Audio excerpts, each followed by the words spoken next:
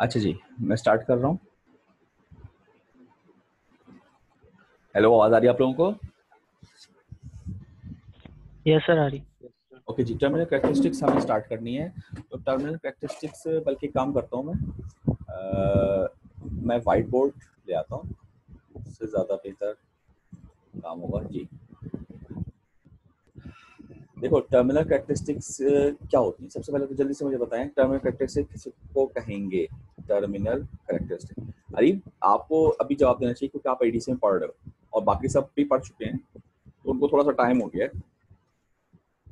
Terminal characteristic, इसलिए answer तो सबको करना चाहिए। किसको कहते हैं?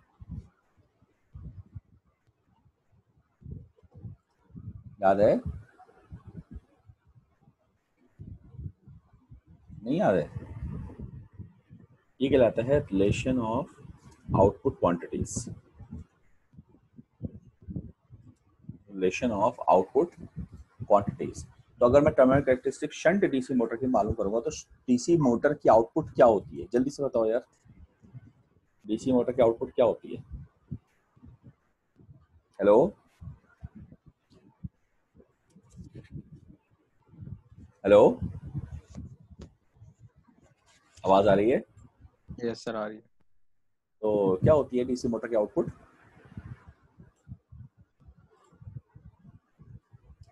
बच्चों जल्दी जल्दी बताओ।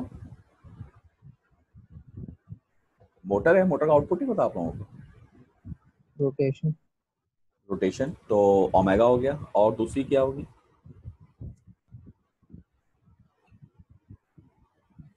टॉर्क। टॉ, ओमेगा और टॉ, टॉ इंड्यूस कर देता हूँ। चलें, फिर इतना सोचना क्या, मोटर का आउटपुट जैसे जनरेटर का आउटपुट क्या होगा? वोल्टेज और करंट। तो मोटर का आउटपुट क्या होगा? ओमेगा टॉ।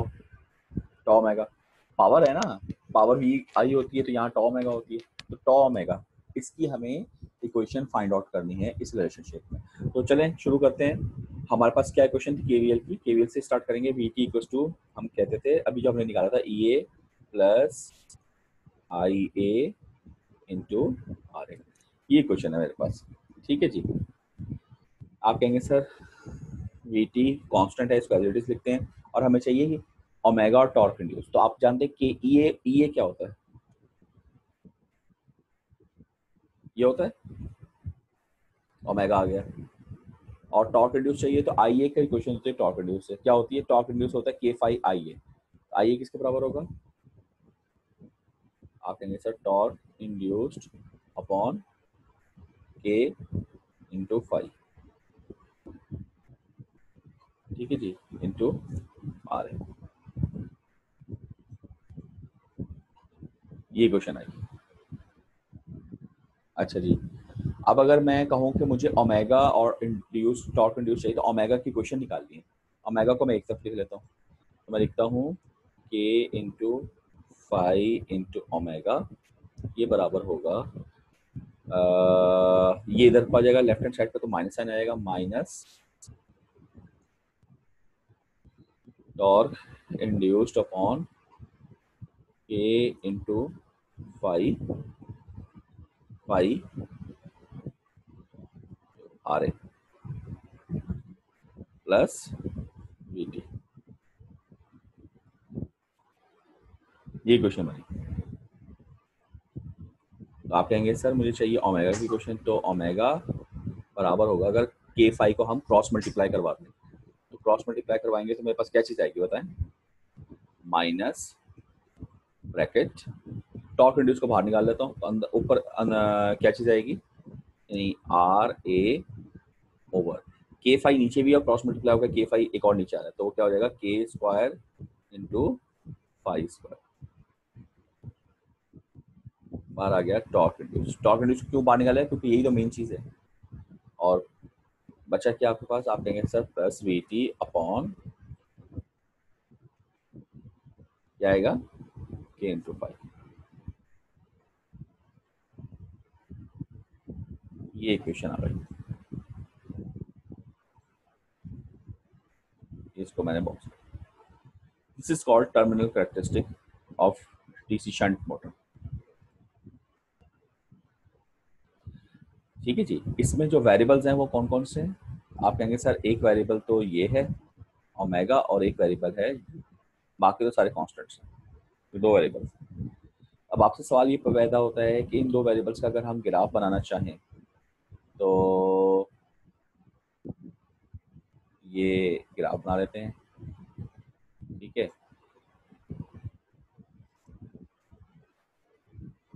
अगर मैं इसको y एक्सिस पे ले लूँ ओमेगा, क्योंकि आउटपुट पे आ रहा है ओमेगा, और इसको हम x एक्सिस पे ले लें टॉर्क इंड्यूस्ड,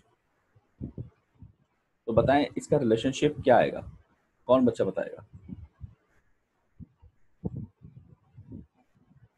जल्दी से बताइए। आपके सामने मैथमेटिकल इक्वेशन मौजूद है, आप पहचाने जरा ये इक्वेशन कौन सा रिलेशन को रिप्रेजेंट कर रही है, जल्दी से बताएं, टाइम कम है।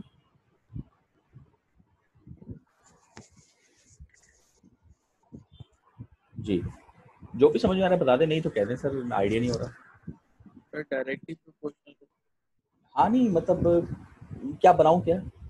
लीनियर हाँ क्या कह रहे हो शाहूर? 45 angle straight line. Straight line, very good, ये आंसर मुझे मिल गया, ये स्ट्रेट लाइन की क्वेश्चन है।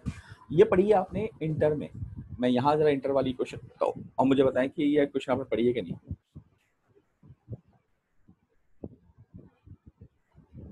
जी, ये क्वेश्चन आपने पढ़ी है इंटर में कि नहीं पढ़ी? पढ़िए सर, पढ़िए। तो ये किसकी क्वेश्चन थी? Straight line grading. ये यही तो लिखा है, ये है y, ये रहा y ओमेगा, m, ये जो ब्रैकेट है पूरी ये m है, ये x है, plus c is a constant, plus c v t के फाई सारे कांस्टेंट है, तो ये क्या है y equal to m x plus c. फर्क सिर्फ इतना है कि इसका स्लोप क्या है, नेगेटिव। नेगेटिव। तो इसका मतलब ये कि आप जब वो बनाएंगे यानी कि इसका ग्राफ बनाएंगे तो हमारे पास ग्राफ कैसा आना चाहिए, ग्राफ कैसा आना चाहिए, के एक्सेस से शुरू। ये ग्राफ आएगा, तो स्ट्रेट लाइन है मगर नेगेटिव स्लोप के साथ, स्ट्रेट लाइन है मगर नेगेटिव स्लोप के साथ। आइए जरा इसको देखते हैं, स्लाइड में देखते हैं। ये देखिए, ये डेरिवेशन भी इसमें हुई भी होगी, ये डेरिवेशन हुई है, ये इसकी रिलेशनशिप है, torque speed characteristic of a shunt और separately excited with compensating winding. अच्छा हाँ, ये इंपॉर्टेंट बात देखिए इसमें, विद कंपनसेटिंग वाइंडिंग। देखो एक बात याद रखो कि आप लोगों ने आर्मेचर वो पढ़े थे प्रॉब्लम्स विद कम्यूटेशन सर्किट्स, तो प्रॉब्लम विद कम्यूटेशन सर्किट्स में हमारे पास कितने प्रॉब्लम्स हो रहे थे, जरा जल्दी से बताइए। कम्यूटेशन सर्किट के साथ जो प्रॉब्लम्स पढ़े थे उसमें कितने प्रॉब्लम्स आए थे हमारे पास?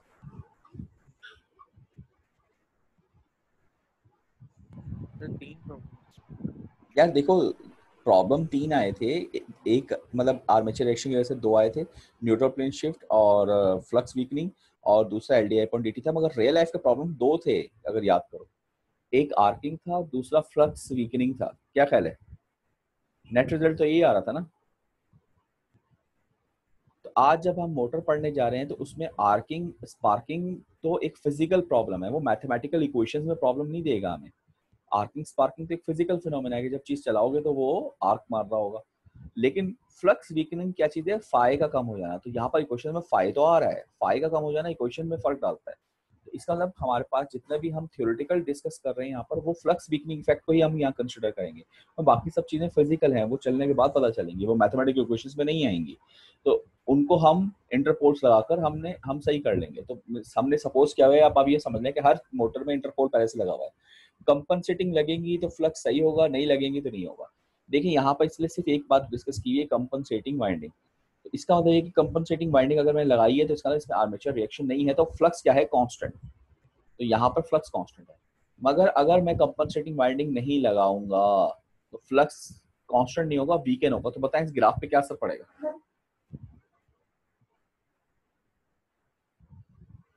सर ये ऐसी पोजीशन में कर्व आ जाएगा एक्सपोनेंशियल, ऊपर की तरफ या नीचे की तरफ? ऊपर की तरफ नीचे की जाएगा। तरफ। क्यों नीचे की तरफ क्यों?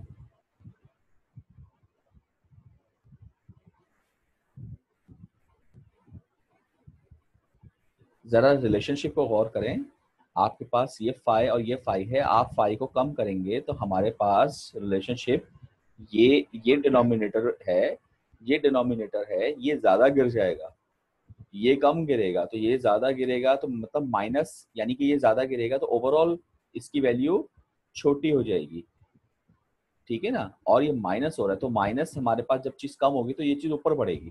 तो हमारे पास, मैं आपको शो कर देता हूँ, कुछ इस तरह का ग्राफ आ रहा होगा, ये देखें। ये बात यही डिस्कस की हुई है यहाँ पर कि ओमेगा वर्सेस टॉर्क इंड्यूस का जब आप कर्व बनाएंगे तो ये डॉटेड लाइन बता रही है नो एआर। एआर मतलब आर्मेचर रिएक्शन, यानी ये है विद कंपनसेटिंग वाइंडिंग। और अगर विद एआर यानी विद आर्मेचर रिएक्शंस यानी कंपनसेटिंग वाइंडिंग नहीं लगी तो ये ग्राफ कहाँ को जा रहा है, ऊपर की तरफ जा रहा है, ठीक है। तो ये हमारे पास चीज आएगी तो जाहिर है ये प्रॉब्लम करेगी, हमारा सारा रिस्पॉन्स चेंज हो जाएगा इसमें। इसको नोट कर लीजिए।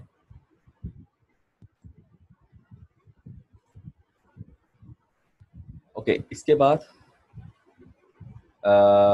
ये वही बात देखिए कि if a motor has compensating winding there will be no flux weakening problem and the flux in the motor will be constant. If a shunt DC motor has compensating winding so that flux is constant regardless of load and the motor speed and armature current are known for any value of the load, then it is possible to calculate its speed at any other load. ठीक है, आगे चलते हैं। ये आ गया first numerical. अब ये तमाम जो चीजें हमने पढ़ी हैं उनको अप्लाई करने का टाइम आ गया। तो क्या कह रहा है, न्यूमेरिकल पढ़ें। 50 HP मोटर यानी 50 HP, 50 HP का अंदाजा है आपको कितनी बड़ी मोटर होगी। 1-2 HP भी काफ़ी अच्छी खासी बड़ी मोटर होती है, 50 HP है तो ये अच्छी खासी बड़ी मोटर है। और 250 volt 1200 RPM DC shunt motor with, ये देखें क्या लिखा है, विद कंपनसेटिंग वाइंडिंग्स। इसका मतलब ये कि फ्लक्स आपका कांस्टेंट होगा, आर्मेचर रिएक्शन नहीं होंगी। तो ये बहुत आसान क्वेश्चन है। जब ये लिखा होगा ना विदाउट कंपनसेटिंग या विद कंपनसेटिंग ना लिखा हो, इट मीन्स वो क्वेश्चन मुश्किल होगा। Has an armature resistance including the brushes, compensating winding and interpoles, तमाम चीजों को वो कह रहे हैं इंक्लूड करके, यानी कि सिंपल ये सर्किट बना दिया आर्मेचर, ये रहा 0.06 ओम। तो लिख लीजिए R equal to 0.06 ohm, data बनाए। Its field circuit has a resistance of ये 50 ओम, इस पूरे को लंप्ड करके 50 ओम बता दिया। which produces a no load speed of 1200 rpm।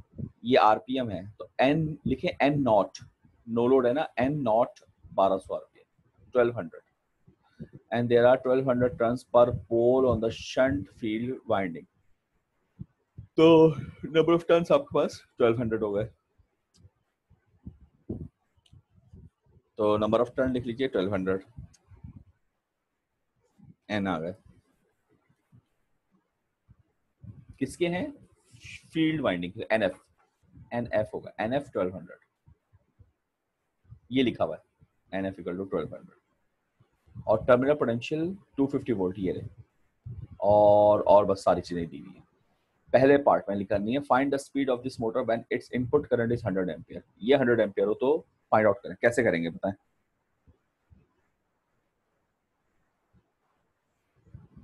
Speed निकालनी है,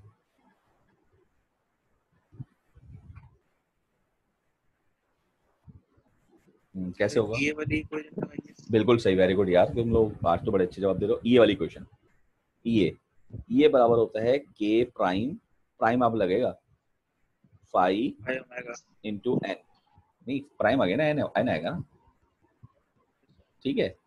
तो ये हमें फाइंड आउट करना है, मगर इसमें हमारे पास 5 तो नहीं दिया हुआ, ठीक है, और बाकी मसले भी है, तो कैसे करें। 1200 आरपीएम है नो लोड स्पीड, लेकिन 100 एम्पियर पर वो स्पीड पूछ रहा है, तो 100 एम्पियर का मतलब ये क्या वो नो लोड पे तो नहीं रहा, क्या ख्याल है आपका। तो नो लोड पे वैसे वोल्टेज कितना होगा, जब आप लोड नहीं लगाएंगे तो वोल्टेज कितना होगा नो लोड पे। ये क्यों पैरेलल है ना सर। नो लोड पर वोल्टेज कितना होगा, आप कहेंगे सर नो लोड पर हमारे पास करंट ही जीरो है ना, करंट जीरो है ना। तो जब करंट जीरो है, कौन सा करंट जीरो है, आर्मेचर करंट जीरो है, नो लोड पर आर्मेचर करंट जीरो है, ठीक है, क्योंकि आपके पास लोड मौजूद नहीं है तो जाहिर है आर्मेचर पे कोई करंट नहीं आएगा। फील्ड तो जाहिर है एग्जिस्ट कर रही है, वोल्टेज है तो वो एक ही लूप में हमारे पास करंट फ्लो कर जाएगा। आर्मेचर करंट अगर नहीं है तो केवीएल की क्वेश्चन आपने देखी थी, E x to V T plus I a आ रहे, तो आई ए नहीं है तो आप कह सकते हैं कि ई ए वोल्टेज यानी जो ई ए है वो किसके बराबर होगा, टर्मिनल पोटेंशियल के, तो इसको हम ये नहीं कहेंगे, हम इसको कहेंगे ई ए नॉट। जीरो बड़ा हो रहा है, नॉट ही हो रहा है, ठीक है, ई ए नॉट। तो ये कितना है 250 वोल्ट्स। ठीक है जी, ये हमारे पास नो लोड वोल्टेज हो गया।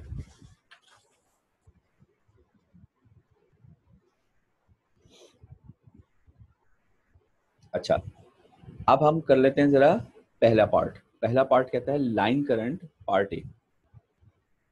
पार्ट ए कह रहा है लाइन करंट आपके पास कितनी है 100 एम्पियर। ओके, अच्छा आर्मेचर करंट कितना होगा? आप कहेंगे सर फील्ड करंट निकाल लीजिए, तो फील्ड करंट कितना होगा बताएं। फील्ड करंट का सिंपल फॉर्मूला है 250 अपॉन, अभी हम लोगों ने देखा था 50, कितना आएगा 5 एम्पियर। 5 एम्पियर। तो आर्मेचर करंट कितना होगा 100 आ रहा है, 5 नीचे आ रहा है, तो आगे कितना जा रहा होगा 95।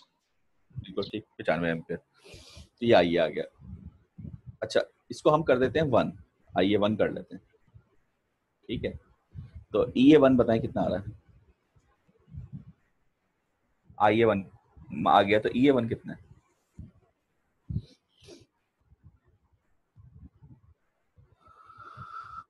फॉर्मूला आपके पास है,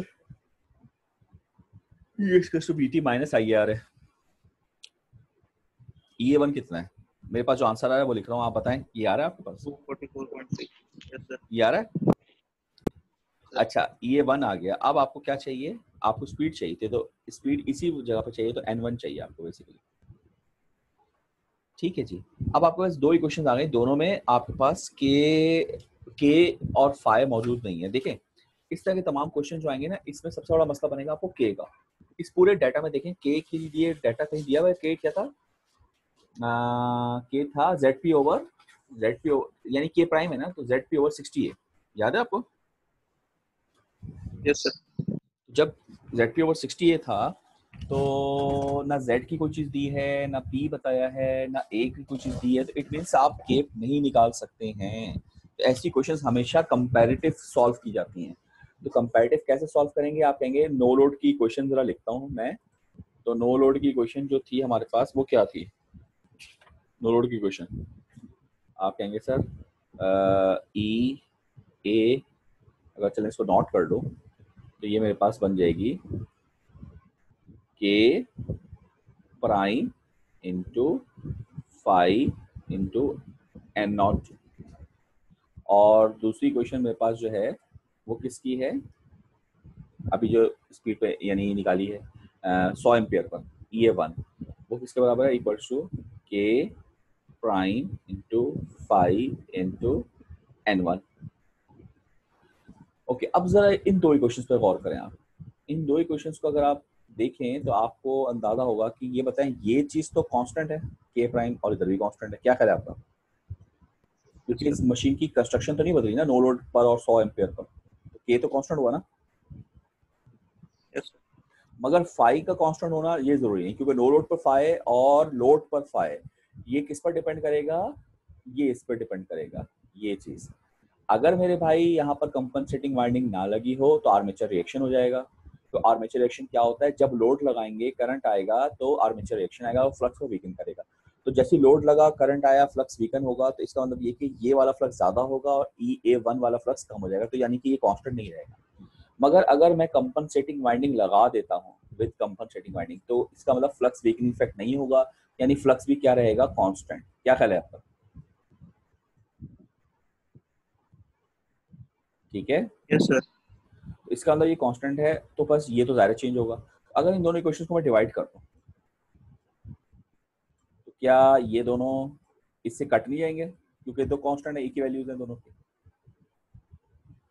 बताइए, यस सर। मेरे पास क्या बचा?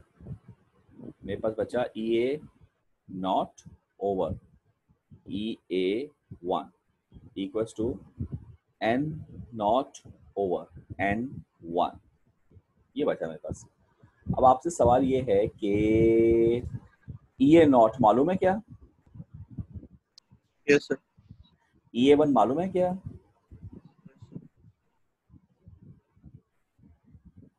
ये रहा ना यार, सोच कर रहे हो। जी ये सर। वन मालूम नहीं है? एन नॉट मालूम है क्या? यस सर मालूम। हाँ ये रहा। 1200 दिया हुआ। और एन वन को क्या करना है आपने? Find find out. करना है। नहीं या मालूम करना। करें जल्दी से आंसर बताएं।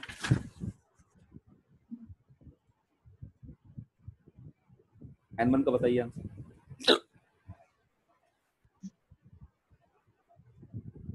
सर 1172.64। चेक करें। यस सर सही। ये आपका रिजल्ट आ गया। तो पार्ट ए सॉल्व हो गया, पार्ट बी सी भी इसी तरीके से सॉल्व होंगे। दोनों में कोई फर्क नहीं आ रहा है, सिर्फ और सिर्फ किस चीज़ का फर्क आ रहा है चेक करें जरा।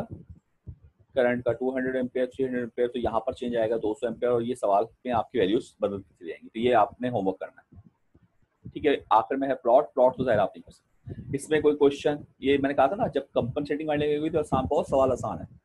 सबसे आसानी जो हुई है वो फाई की हुई है। फाई कट गया, अगर फाई नहीं कटता तो फिर मसला होता। इसमें कोई सवाल जल्दी से बताएं किसी का।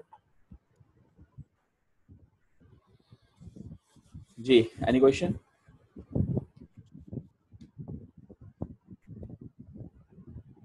Hello,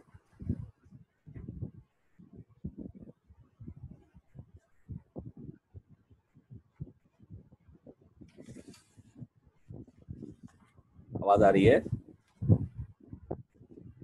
yes sir. कोई क्वेश्चन? No sir. चलें, टाइम ओवर हो गया है। यहीं तक हम इसको रखते हैं, फिर इंशाल्लाह नेक्स्ट क्लास में स्टार्ट करेंगे। तो कोई और इसको ज़रा इसको होमवर्क को कंप्लीट कर लीजिएगा, और फिर कोई क्वेश्चन हो तो नेक्स्ट क्लास में पूछ लीजिएगा, ठीक है। ओके, अल्लाह हाफिज़ बच्चों। अल्लाह हाफिज़। अल्लाह हाफिज़ सर।